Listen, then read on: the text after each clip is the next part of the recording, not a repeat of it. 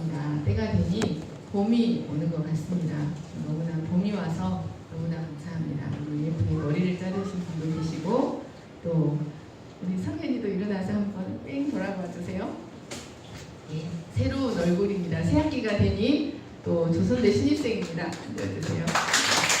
우리가 잘 아는 권여원 사모님의 아들입니다. 예. 이제부터 우리 교회에 열심히 나올 겁니다. 아주 신실한 믿음의 형제입니다. 우리 바울이가 가고 성현이가 왔습니다. 예, 오늘 말씀은 노뱀을 쳐다본즉 모두 살더라입니다. 이 말씀으로 은혜 나누시는 저와 여러분 되시기를 축복합니다. 21장 말씀은 에돔 왕의 대로 통과 거부로 인해 어쩔 수 없이 에돔을 우회해야만 했던 이스라엘이 가나안에 온전히 입성하기까지 극복해야 할 수많은 장애물들을 하나하나 헤쳐나가는 이야기들을 기록하고 있습니다. 1절에서 3절은 38년 전에 불신앙으로 인해 패배했던 아랏과의 싸움에서 다시 승리한 이야기를 기록하고 4절에서 9절은 그들 내부의 뿌리 깊은 장애물, 외적인 장애물이 아니라 그들 내부의 뿌리 깊은 장애물인 불신과 원망과 불평을 노뱀으로 해결받는 이야기를 기록합니다. 그리고 10절에서 20절은 호르산에서 비스가산까지의 여정을 자세히 기록하고 21절에서 35절은 가나안 동편, 즉 요단강 동편에 있던 대국, 아모리 남왕국, 아모리 북왕국을 차례로 격파한 이야기들을 기록하고 있습니다. 사랑하는 여러분, 우리도 하나님 나라 가기까지 우리를 위협하는 많은 내적, 외적 장애물들이 있습니다. 그런데 이스라엘이 이런 내적, 외적 장애물들을 극복할 수 있는 유일한 길은 바로 하나님 한 분을 절대적으로 신뢰하는 것이었습니다. 여러분, 이것은 인간의 구원이 전적으로 하나님에 의해 완성된다. 우리의 모든 길이 하나님의 손에 달려 있으며 우리의 구원은 하나님에 의해서만 완성된다는 사실을 가르쳐 줍니다. 이스라엘에게는 이런 내외적 많은 장애물이 있었지만 마침내 끝까지 가나안으로의 행진을 계속할 수 있었습니다. 그것은 그들의 많은 허물에도 불구하고 그들의 배후에 그들을 여전히 이끌어 가시는 하나님이 계셨기 때문이었습니다. 사랑하는 여러분, 오늘도 이 말씀을 통해서 우리가 많은 외적, 내적 장애물이 있고 많은 허물이 있지만 우리의 배후에 여전히 함께 하시는 하나님을 바라보시는 시간 되시기를 간절히 축원합니다. 1절에서 2절 말씀을 보십시오. 네겝에 거주하는 가나안 사람 곧 아랏의 왕이 이스라엘이 아다립 길로 온다 함을 듣고 이스라엘을 쳐서 그중 몇 사람을 사로잡은지라. 가나안 남단 네겝 지역에 거주하는 아랏 왕은 이스라엘이 왕의 대로 통과를 거부당한 후에 에돔과 싸우지 않고 그 땅을 우회하자 이스라엘이 분명 가데스에서 가나안으로 들어가는 첩경인 아다립 길로 들어갈 것이라고 짐작하였습니다. 그리고는 그들의 행진을 저지하고자 이스라엘을 기습 공격하여 그중 몇 사람을 포로로 사로잡았습니다. 이 아다립 길이란 정탐꾼의 길이라는 뜻이 있습니다.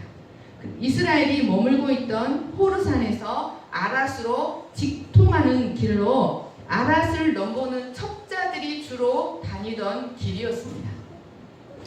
이 길은 38년 전에도 이스라엘 12 정탐꾼들이 가나안을 정탐하기 위해 갔던 길이기도 하였습니다.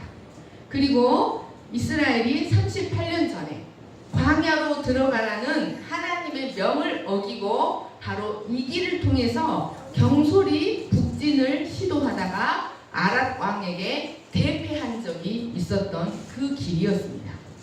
아랏 왕은 바로 그때를 기억하고 이스라엘이 이번에도 그 길을 사용할 것이라고 믿었습니다. 그리고 이스라엘이 에돔을 우회한 것을 보고 이스라엘이 에돔을 두려워했기 때문에 에돔과 싸우지 않고 우회했다. 그리고 38년 전에도 자신들이 이스라엘을 대피시킨 경험을 기억하고 이스라엘을 얕잡아보고 기습 공격을 했던 것이었습니다. 2절 말씀을 보십시오.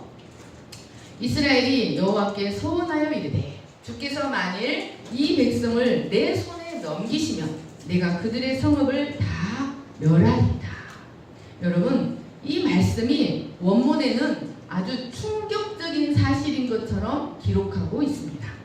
이스라엘 백성 중 몇 사람이 포로로 잡혀갔다는 사실을 아주 충격적인 사실인 것처럼 기록하고 있다는 말씀입니다. 그것은 하나님께서 출애굽한 이스라엘을 향해 뭐라고 말씀하셨냐면 이제 너희는 어느 누구의 종도 되어서는 안 된다. 오직 내게만 종이 되어야 한다라고 말씀하셨기 때문이었습니다. 이런 이스라엘이 포로가 된다는 것은 출애굽의 은혜를 헛되이 해버리는 것이고 노예 신분으로 돌아가는 것이었기 때문에 이스라엘을 하나님의 선민으로 삼으신 하나님의 주권에 도전하는 것이 되었던 것이었습니다. 그래서 이스라엘은 극도의 분노를 표출하며 하나님께 자기 동족을 포로로 삼은 아랏 족속을 완전히 쳐서 진멸하게 해달라고 간절히 부르짖고 있는 것이었습니다. 이것은 단순히 아랏을 정복하기만을 구하는 것이 아니라 마치 희생제물을 각을 떠서 제단에 완전히 바쳐 드리듯이 아랏에 속한 모든 것을 완전히 진멸해서 헤렘으로 바치게 해달라고, 이로써 하나님께 완전히 영광을 돌려드리고 선민으로서의 긍지와 자존심을 회복하게 해달라고 소원 기도하는 것이었습니다. 이것은 그들이 하나님만이 전쟁의 주관자이다. 하나님은 전쟁의 신이다. 전쟁의 신 하나님은 그들을 이기게 할 수 있다는 것을 온전히 믿었다는 것을 의미합니다. 그리고 그 하나님을 전폭적으로 의지하여 선민을 포로로 잡아간 아랏과 힘껏 싸우겠다는 그들의 집념과 의지를 보여줍니다. 그런데 여러분, 아랏 왕이 경솔히 지레짐작하고 아다림길로 내려와서 이스라엘을 기습한 데에는 하나님의 선한 섭리가 있었습니다. 그것은 바로 38년 전 이스라엘이 경솔함으로 철저히 실패했던 그 자리였습니다. 하나님은 38년이 지나 다시 동일한 자리로 이스라엘을 이끌어 들이신 것입니다. 다시 동일한 상황을 처하게 하신 것이었습니다. 하지만 이스라엘의 모습은 38년 전의 모습과는 아주 사뭇 다른 것이었습니다. 과거 이스라엘은 광야로 들어가라는 하나님의 명령을 거부하고 자신들의 힘만을 의지해서 무모하고 경솔하게 정복을 시도했다가 실패했지만 지금은 하나님을 전적으로 의지하는 믿음을 가진 자들이 되어 있었습니다. 하나님은 이들을 과거에 실패했던 자리로 이끌어 들이셔서 그 실패를 믿음으로 극복하게 하심으로 더 이상 그 자리가 실패의 자리가 아니라 도전과 승리의 자리가 되게 하고자 하셨던 것이었습니다. 3절 말씀을 같이 읽겠습니다. 시작. 여호와께서 이스라엘의 목소리를 들으시고 가나안 사람을 그들의 손에 넘기시매 그들과 그들의 성읍을 다 멸하니라. 그러므로 그곳 이름을 호르마라 하였더라. 하나님은 아랏의 기습을 받고 원수를 갚고자 도움을 구하는 이스라엘 백성들의 간구를 섬세하게 들으셨습니다. 여기서 들으셨다는 말씀은 그들의 목소리를 주의 깊게 듣고 그대로 응답하셨다는 뜻입니다. 이스라엘은 하나님께 내 손에 넘기시면 이라고 기도하였는데 하나님은 그들의 간구대로 그들의 손에 넘기셨습니다. 이스라엘은 여호와를 간절히 의지하고 싸워서 그 아랏을 다 멸하고 호르마라 불렀습니다. 여러분, 호르마라는 뜻은 철저한 파괴, 철저한 진멸이라는 뜻입니다. 이는 이스라엘이 그들과 싸워서 그 성읍을 철저하게 진멸시켰다라는 것을 의미합니다. 그런데 이 단어는 헤렘에서 나왔습니다. 헤렘이라는 단어에서 호르마가 나왔습니다. 여러분 헤렘 기억하시죠? 헤렘은 진노를 위해 바쳐짐, 철저한 파멸을 위해 바쳐짐이라는 뜻입니다. 그러니까 이 어떤 것을 헤렘이라고 하냐면 하나님의 일을 방해하거나 하나님의 일을 거부하여 하나님으로부터 저주를 받은 것들을 철저한 파멸을 위해 하나님께 바쳐드리는 것을 말합니다. 그러니까 여리고성이 헤렘으로 바쳐졌습니다. 하나님의 영광을 위해 진멸을 위해 바쳐진 거예요. 그리고 아말렉도 광야에서 이스라엘을 기습 공격했잖아요. 그래서 아말렉도 헤렘으로 바쳐진 존재들이에요. 그리고 우상 숭배자들을 몰렉이나 밀곰 같은 우상 숭배하는 자들을 숨겨주는 도시들이 헤렘으로 바쳐집니다. 그래서 그 성읍을 철저히 진멸해서 하나님께 헤렘으로 바쳐야 합니다. 입다의 딸도 헤렘이었고 예수 그리스도도 헤렘으로 바쳐진 분입니다. 그래서 이 호르마라는 단어가 헤렘에서 온 것입니다. 그러므로 이 호르마는 특정 장소를 가리키는 고유명사가 아니라 적들을 완전히 진멸시켰다는 것을 의미하는 일반 명사였습니다. 민수기 14장 45절을 보십시오. 시작. 아말렉인과 산간지대에 거주하는 가나안인이 내려와 그들을 무찌르고 호르마까지 이르렀더라. 그러니까 여러분 바로 38년 전 이스라엘이 하나님의 명령을 거역하고 무모하게 아랏과의 싸움을 시도했다가 그들에게 철저하게 패배당하여 그들이 호르마가 되어버린 것이었습니다. 그때 이 호르마라고 이름한 것은 그때 그들이 가나안 연합군들에게 얼마나 철저하게 진멸당했는가를 기록하고 있는 것입니다. 그런데 38년 후에는 이스라엘이 반대로 이스라엘이 아랏을 완전히 쳐서 파한 후에 그곳을 호르마라고 부르게 된 것입니다. 여러분 이것은 말씀에 대한 순종 여부가 우리 인생의 성공을 좌우한다는 중요한 사실을 명백하게 가르쳐줍니다. 하나님을 거역하고 말씀에 불순종하면 우리 자신이 하나님의 진멸의 대상, 우리 자신이 호르마가 되어버립니다. 그러나 하나님을 온전히 의지하고 말씀에 순종하면 우리의 대적이 호르마가 됩니다. 하나님은 이렇게 가나안에 들어가는 이스라엘에게 말씀에 대한 순종 여부가 축복과 저주를 가늠한다는 사실을 시각적으로 보여주셨습니다. 그러니까 우리 인생에서의 승리 여부는 하나님의 말씀에 절대적으로 순종하고 하나님을 온전히 의지하는 것에 달려있다는 말씀입니다. 아랏에서의 승리는 가나안을 향하던 이스라엘의 최초의 승리였습니다. 하나님은 이로써 이스라엘이 어떻게 하면 가나안 정복 전쟁을 승리할 수 있는가 그 비결을 가르쳐주고자 하셨습니다.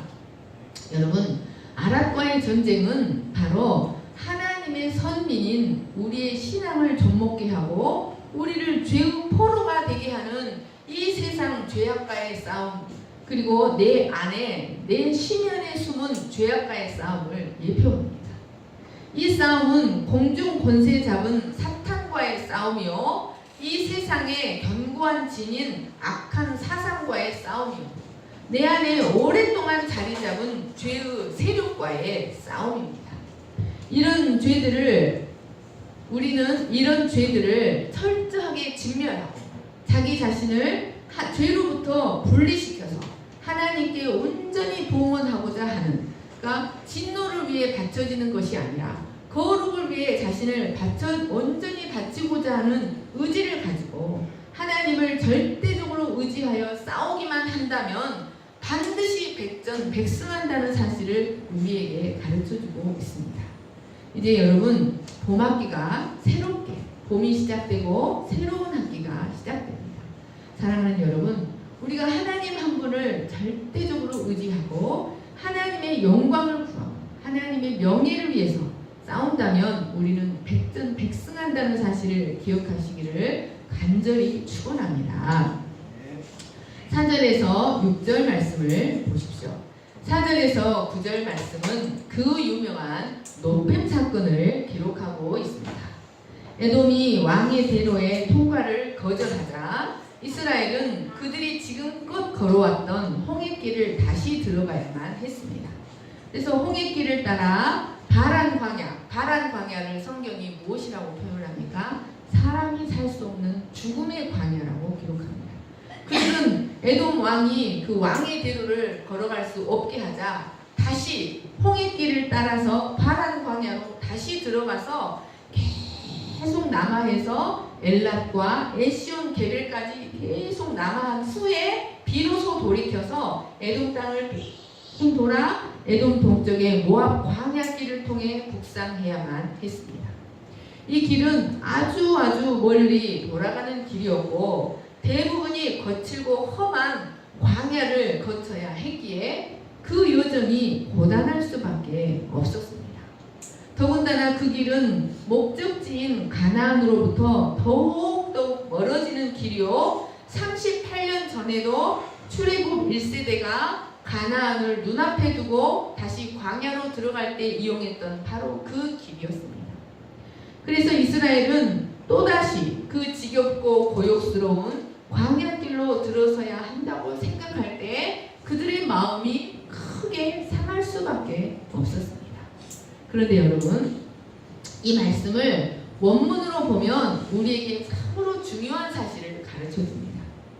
그들이 마음이 상했다. 이 말씀은 티크차르, 이는 심령이 짧아졌다. 심령이 짧아져서 견딜 수 없어졌다는 뜻입니다. 여러분, 이 말씀은 이스라엘이 심령이 짧은 백성이었다는 것을 가르쳐줍니다. 심령이 짧다는 것은 인내심이 부족하고 조급한 백성이었다는 것을 말해줍니다. 약속의 땅으로 하루라도 더 빨리 들어가기만을 바랬던 이스라엘은 지름길이 막히고 힘들게 걸어왔던 거칠고 험한 홍해길을 다시 걸어가게 되자 그 짧은 심령으로 인해 견딜 수 없었던 것이었습니다. 여러분, 40년이라는 오랜 훈련에도 불구하고 그들의 심령은 여전히 인내와 믿음을 배우지 못했다는 것을 보여줍니다. 그러나 하나님은 언제나 자기 백성에게 인내를 가르치시기를 원하십니다. 그래서 사랑하는 백성에게 환난을 주십니다. 환난을 주시는 이유가 환난은 인내는 연단은 소망을 만들어낸다고 말하고 있습니다. 여러분, 연단은 캐릭터, 성품을 만들어낸다는 것입니다. 하나님은 우리에게 환난을 주셔서 인내를 배우게 하시고 믿음의 캐릭터를 갖게 하시고 소망을 잃지 않을 때 참고 인내하고 소망을 잃지 않을 때 반드시 마침내 소망의 항구로 이끌어 들이십니다. 오늘 말씀을 한번 같이 읽어보겠습니다. 시작. 백성이 하나님과 모세를 향하여 원망하되 어찌하여 우리를 애굽에서 인도했네요. 이 광야에서 죽게 하는가. 이곳에는 먹을 것도 없고 물도 없구나. 우리 마음이 이 하찮은 음식을 싫어하노라. 여러분, 이 말씀은 거칠고 험한 홍해길로 인해 마음이 상한 이스라엘은 다시금 하나님과 모세를 향하여 대적합니다. 이 불평은 이스라엘이 어려움에 부딪힐 때마다 어김없이 읊어대는 습관적인 원망 멘트였습니다. 이들의 모습은 38년 전 가데스에서 모습이나 몇 달 전 가데스에서의 모습이나 전혀 다르지가 않았습니다. 하지만 이것은 그들을 애굽의 종노릇한 데서 이끌어내시고 그들을 통해 하나님 나라를 이루어 가고자 하시는 하나님의 원대한 구속의 경륜을 무시하고 모독하는 아주 패역한 행위였습니다. 심각한 불신앙이며 은혜에 조금도 감사하지 않는 심히 교만한 말이었습니다. 여러분, 이 하찮은 음식이라는 말은 무시할 만한 음식, 구황식량이다 이런 뜻입니다. 맛이 하나도 없는 음식이다. 그리고 싫어하노라 이 말은 몹시 지겹고 질색이다. 더 이상 보고 싶지 않다. 이런 뜻입니다. 여러분, 이 단어들은, 이들이 사용한 이 단어들은 하나님이 제공하신 하늘의 음식인 만나를 심히 멸시하는 그들의 완악한 모습을 대변해 줍니다. 하지만 만나는 그들이 이렇게 함부로 말할 수 있는 그런 음식이 아니었습니다. 그들이 그것을 처음 대했을 때 그것은 그들이 탄성을 저질렀던 매우 경이로운 음식이었습니다. 그런데 지금은 그들이 이 하찮은 음식, 구황식량과 같은 것, 우리 마음이 그것을 혐오한다 라고 말하고 있었습니다. 여러분, 이것은 그들의 마음이 상황에 따라 변하는 타락한 마음의 소유자였다는 것을 보여줍니다. 그들이 정말로 싫어한 것은 음식 자체가 아니라 광야 여정을 자신들이 원하는 방향이 아니라 자신들이 원하지 않는 방향으로 이끌어 가시는 하나님을 싫어했던 것이었습니다.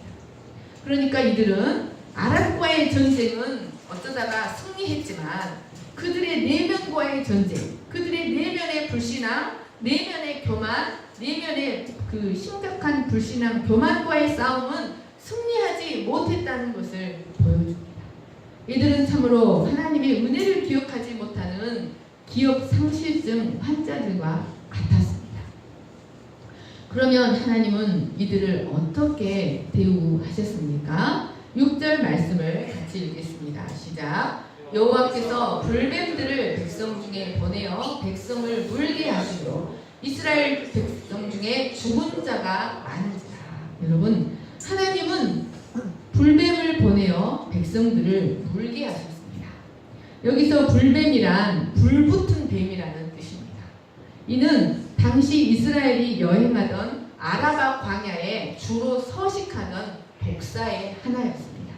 그 등에 아주 빨간 불타는 듯한 붉은 반점들이 있고 또 한 번 물리면 그 독이 치명적이어서 온 몸에 퍼져 고열로 죽게 되기 때문에 그 치명적인 독성, 그 모양과 독성 때문에 불뱀이라고 불렸습니다.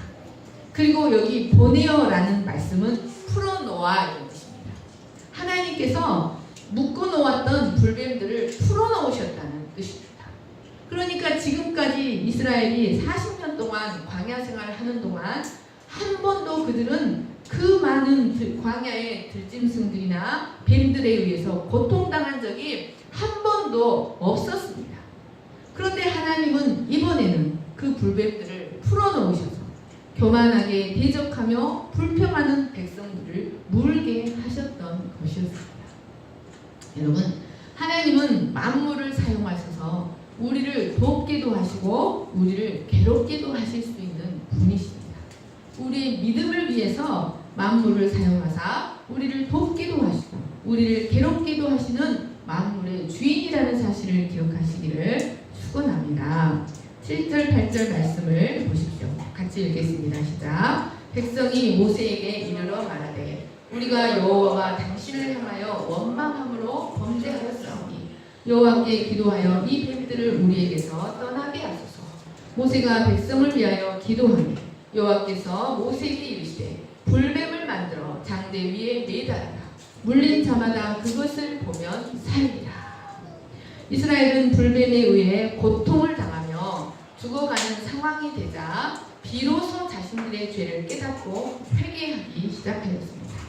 우리가 여호와와 당신을 향하여 원망함으로 범죄하였사오니 여호와께 기도하여 이 뱀들을 우리에게서 떠나게 하소서라고 간청합니다. 여러분, 이 간청은 40년 광야 생활 중에 유일하게 자발적으로 한 유일한 간청입니다. 이것은 그 상황이 얼마나 심각했는가를 말해줍니다. 그런데 여기 범죄하였사오니 라는 단어는 우리가 많이 빗나가 버렸습니다. 우리가 교만하고 불신앙 때문에 아주 많이 하나님이 주신 그 목표에서 아주 잘못된 방향으로 많이 빗나갔습니다 라는 뜻이었습니다. 그러니까 그들은 가나안 땅을 주시리라는 분명한 언약이 있었음에도 불구하고 그 잠시의 고난을 인내하지 못하고 여호와를 대적하며 교만하게 행함으로 하나님의 선하신 뜻에서 크게 빗나갔다는 자신들의 모습을 비로소 깨닫고 인정했던 것이었습니다. 모세의 기도를 듣고 하나님은 불뱀 모양의 놋뱀을 만들어서 장대 위에 매달아라 라고 말씀하셨습니다. 그런데 여러분, 여기에도 아주 중요한 구속의 비밀이 담겨 있습니다. 이 장대라는 히브리어는 네스입니다. 네스. 깃발, 기호라는 뜻입니다. 장대 위에 매달아라 라는 말씀은 중요한 표식을 만들어라, 중요한 깃발을 내걸어라 이런 뜻입니다. 이 단어, 네스라는 단어는 구약에서 이 이스라엘 공동체, 어떤 공동체에게 중요한 정보를 전달하기 위해서, 또 모이게 하거나 어떤 행동을 하게 하기 위한 정보를 전달하기 위한 특별한 깃발, 특별한 표식을 의미합니다. 여러분, 이 네스라는 단어가 어디서 나오냐면 여호와 니시가 이 여호와 장대, 여호와 나의 깃발, 여호와 니시라는 단어가 바로 이 네스입니다. 그런데 이 깃발 모양은 불뱀 모양의 놋뱀입니다.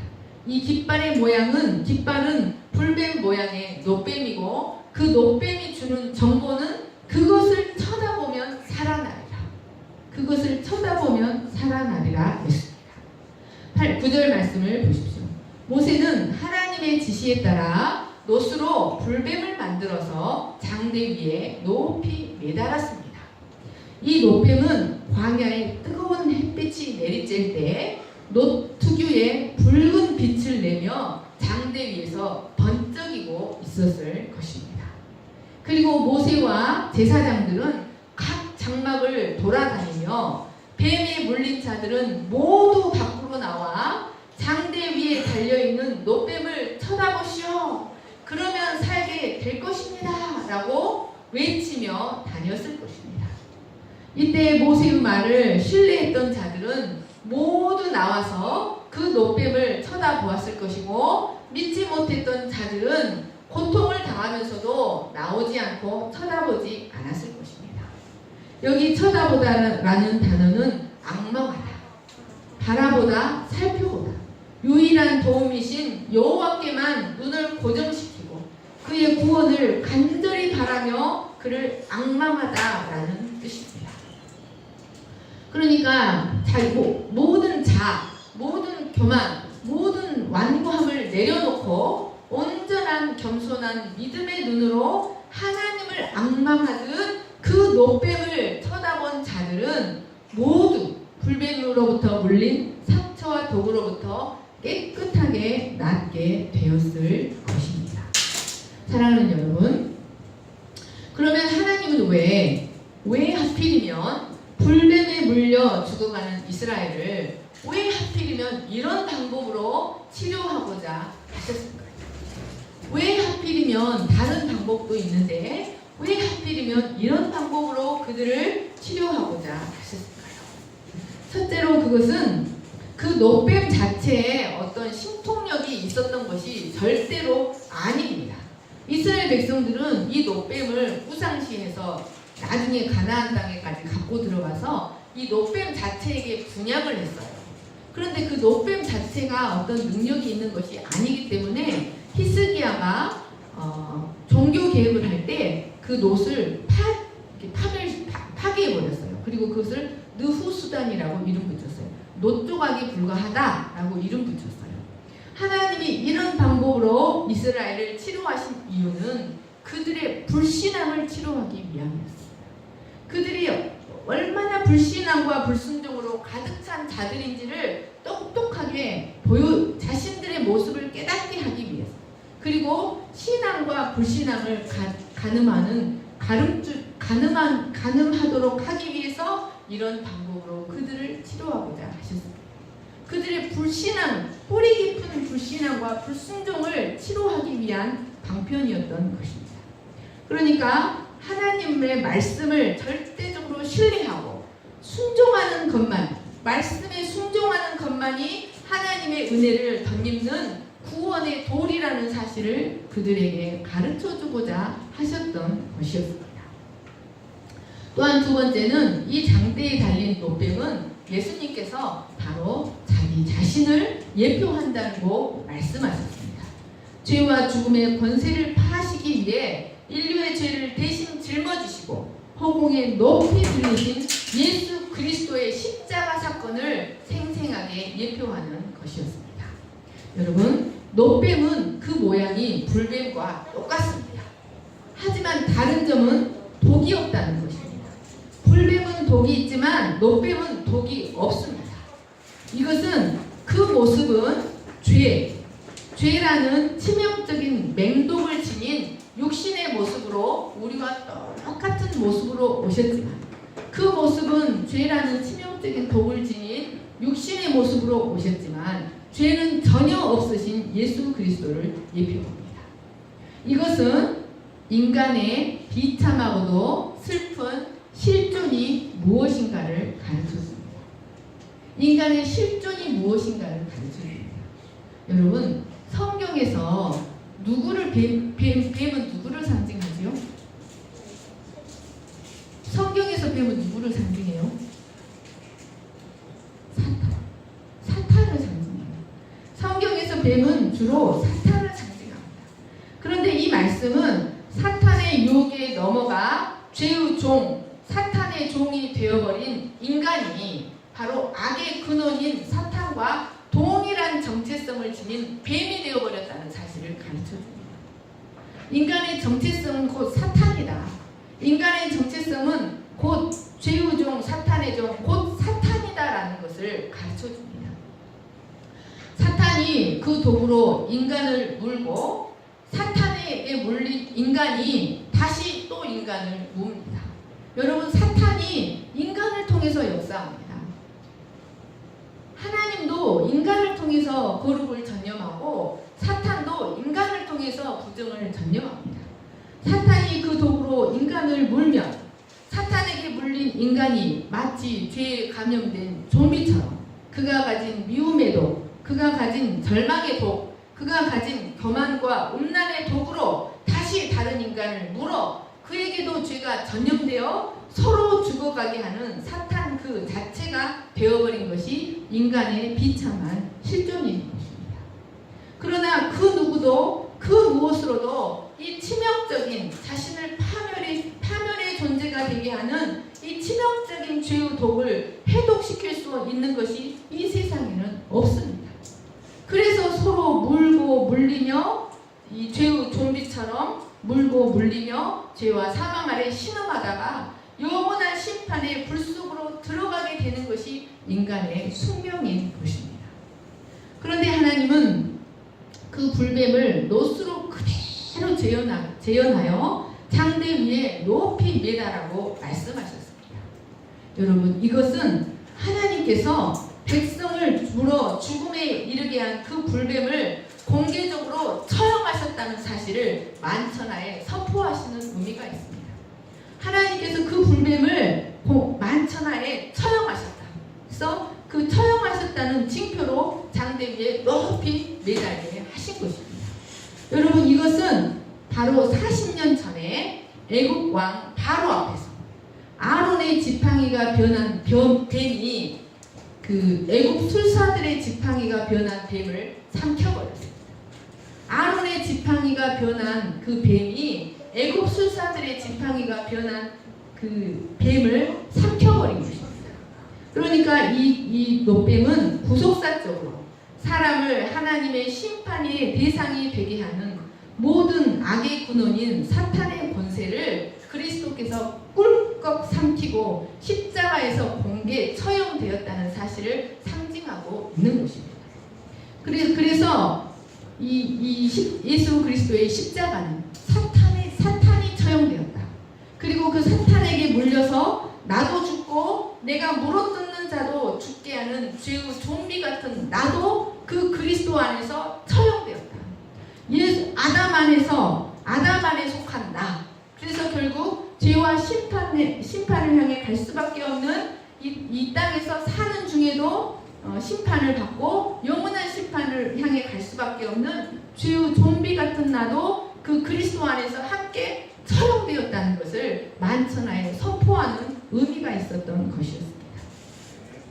하나님께서 뱀을 특별히 붉은색을 띠는 놋으로 만들게 하신 것은 그 놋은 불을 통과하는 심판을 상징합니다. 그리스도께서 그 심판을 다 받으셨다. 공개적으로 그 십자가에서 처형당하심으로 심판을 다 받으셨다는 것을 상징합니다. 그리스도의 부활은 이를 공개적으로 확정시켜주는 사건이었습니다. 그래서 그리스도는 이를 위해서 세상 한계투미에서 조용히 죽으신 것이 아니라 모든 사람이 알도록 공개적으로, 유대 장로들은 조용히 죽이고자 했는데 그리스도는 공개적으로 처형되시고 공개적으로 부활하셨던 것이었습니다.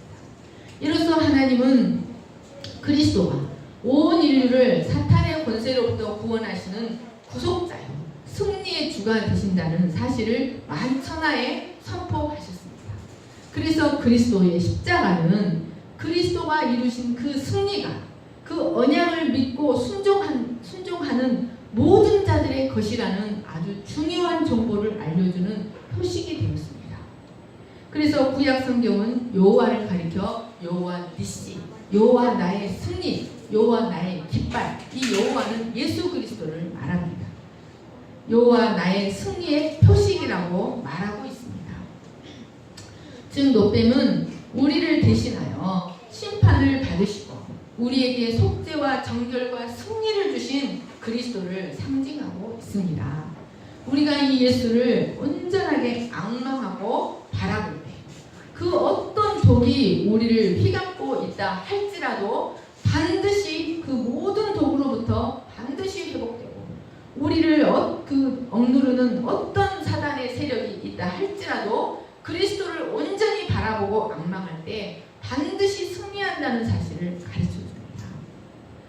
이 놋뱀 사건은 이 죄악된 세상을 너무나 사랑하셔서 구원하기를 원하시는 하나님의 간절한 구원 의지가 선명하게 계시되는 사건입니다. 하나님은 어느 누구도 영원한 심판 가운데서 죽는 것을 원하지 않으셨습니다. 그래서 그리스도의 십자가로 구원의 징표를 우리에게 제시하여 주셨습니다. 요한복음 3장 13, 14절 말씀을 같이 읽겠습니다. 시작. 모세가 광야에서 뱀을 든 것 같이 인자도 들려야 하리니 이는 저를 믿는 자마다 영생을 얻게 하려 하심이라. 하나님이 세상을 이처럼 사랑하사 독생자를 주셨으니 이는 그를 믿는 자마다 멸망하지 않고 영생을 얻게 하려 하심이라. 아멘. 하나님은 우리가 아직 죄인 되었을 때, 죄에 휘감겨 있을 때, 사탄의 종로로 달 때, 그 정체성이 사탄과 같을 때 그리스도의 십자가로 우리에 대한 자기의 사랑을 확증하여 주셨습니다. 그래서 그 십자가만 바라보기만 한다면, 그 십자가를 의지하기만 한다면 그 모든 독으로부터 완전히 해방될 수 있습니다. 그런데 여러분, 하나님께서 이렇게 유대인과 이방인 모두에게 멸시받는 사형틀을 하필이면 십자가를 구원의 표식으로 삼으신 이유는 무엇일까요? 그것은 아까 1번에서 말씀드렸던 것처럼 아무 육체라도 하나님 앞에 자랑하지 못하고 오직 믿음으로만 구원받을 수 있게 하시기 위함이었습니다. 하나님께서 십자가를 구원의 표식 삼으신 것은 오직 믿음으로만 구원받다. 지혜자나 무식자나 부자나 가난한 자나 건강한 자나 약한 자나 모두 오직 믿음으로만 구원받을 수 있게 하기 위해서 십자가를 구원의 표식으로 세우셨습니다.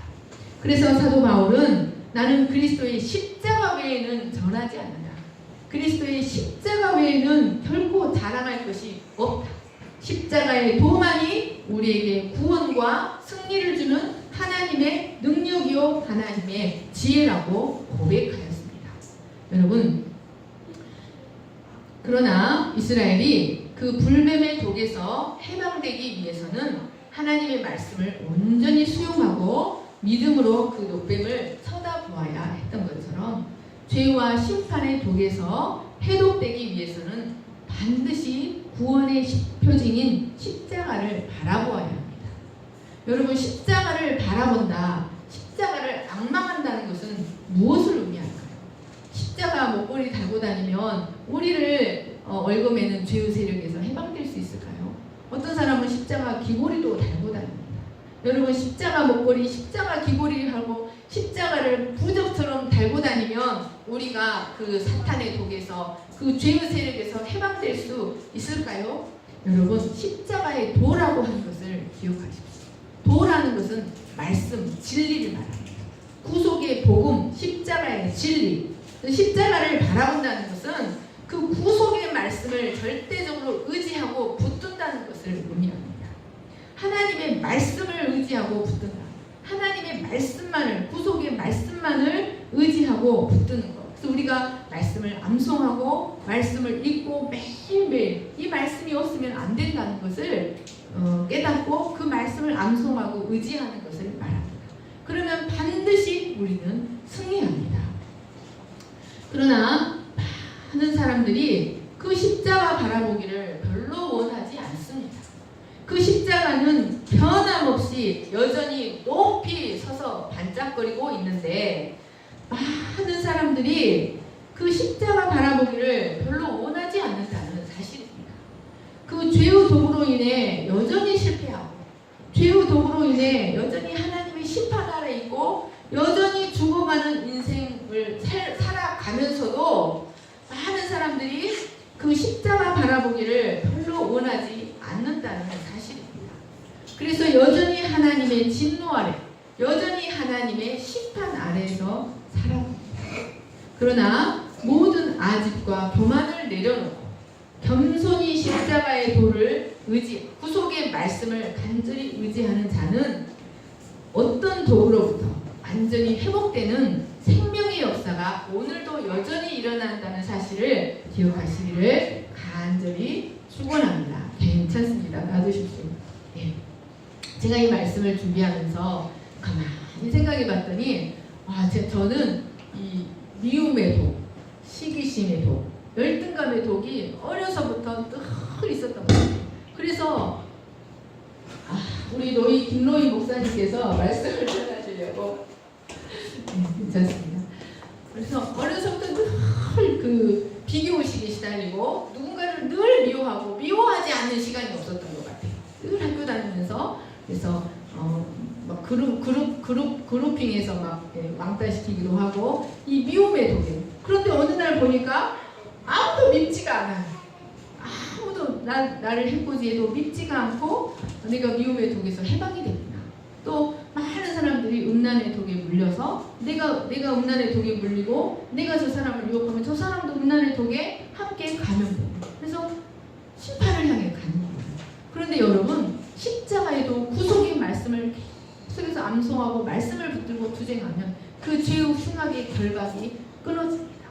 사랑하는 여러분, 이 말씀을 굳게 믿으시고 날마다 구원의 표징인 십자가의 도를 바라보고 믿음으로 가나안까지, 믿음으로 이 믿음의 여정을 걸어가는 여러분 되시기를 간절히 축원합니다.